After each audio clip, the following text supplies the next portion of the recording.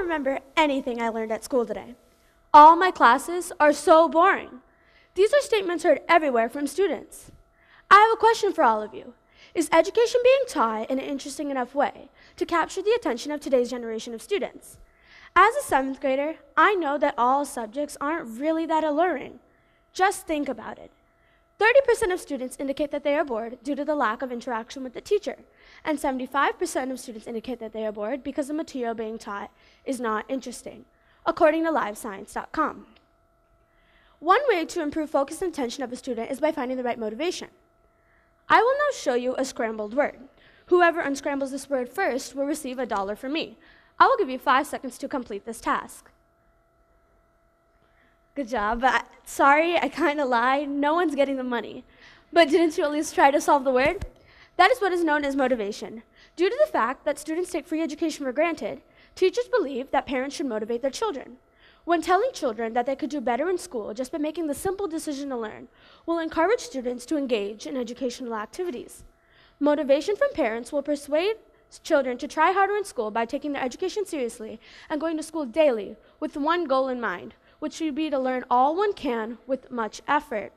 I'm not saying that parents have to give away their money to make children do well in school.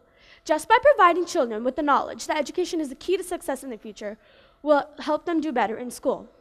Now, it may sound like I'm blaming the parents for lack of motivation, but teachers may also be the reason for no motivation. Teachers could provide incentives or possibly exempt students from work if they earned it. Actions such as these will encourage students to do better in school and to turn in work on time more than usual because they will be rewarded.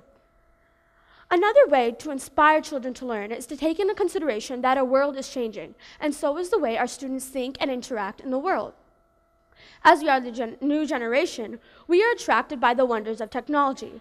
Technology provides a hands-on experience which most children strive for. Learning doesn't have to end at school, thanks to the brilliant invention of the internet.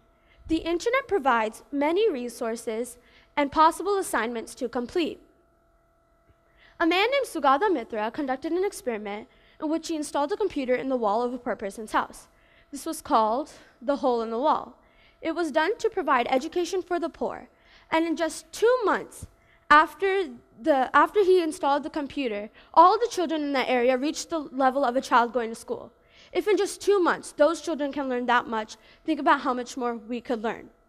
As you can see, I believe that technology can be very helpful in education, but actual hands-on experiences, such as creating a model or playing a game, will also help to inspire children to learn. There is a quote by Confucius that goes, "I hear and I forget, I see and I remember, I do and I understand." This famous quote supports that if a teacher talked for a whole class period, that they're more likely to not retain any knowledge. But if the children were given a hands-on activity, that they would gain knowledge just by participating. It is a complaint amongst teachers that while they care about what their students should be taught, that they get no or little say in the decisions of the state as it relates to education. If teachers have no information or opinion in the decisions of the state, how will they teach efficiently and purposefully? I'm not trying to criticize the decisions of the state officials, but when making decisions, the ones who teach the information should have more input. As I have explained, the education system can be changed in various ways to allow students to follow a student-centered learning path. As stated before, parents, teachers, legislators, and students all have to work together to make education better for ourselves and our future generations. Just by these little changes, can students become geniuses? I believe it is possible, and hopefully you think the same way. Thank you.